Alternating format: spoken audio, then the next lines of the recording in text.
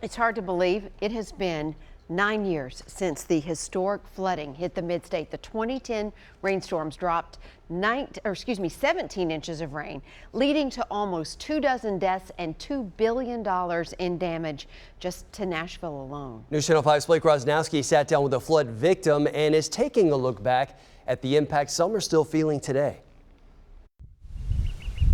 On a bright and sunny early May day, it's hard to imagine just how different the Waterford neighborhood in Old Hickory looked almost a decade ago.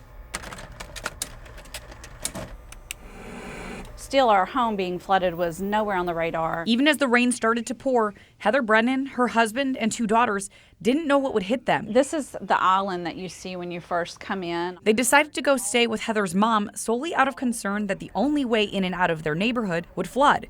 That is, until she checked in with a neighbor. She said, "We're flooded." And I was like, "What do you mean we're flooded?" And I said, "Is the entranceway flooded over?" She goes, "The entranceway is flooded over. It's hit our houses. We're flooded." Heather and her family came back to check out just how bad the damage was, and they saw the private lake at the entrance to their neighborhood had completely flooded, coming into the road, making it impassable. I could just see just water. And I knew then, okay, this is not good.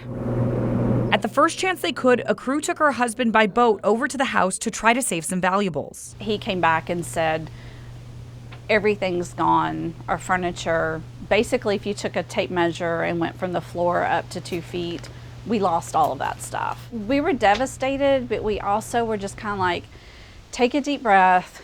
We can deal with this. Thankfully, the Brennans have flood insurance, but it still took tens of thousands of dollars and 4 months to make the repairs. 3 of them spent in a camper in the driveway. But Heather says it could have been so much worse. We were lucky in the flood. I feel like we were the lucky ones. But even 9 years later, when heavy rains start to fall, it takes her right back. It's always going to be in the back of my mind. Blake Rosnowski, News Channel 5.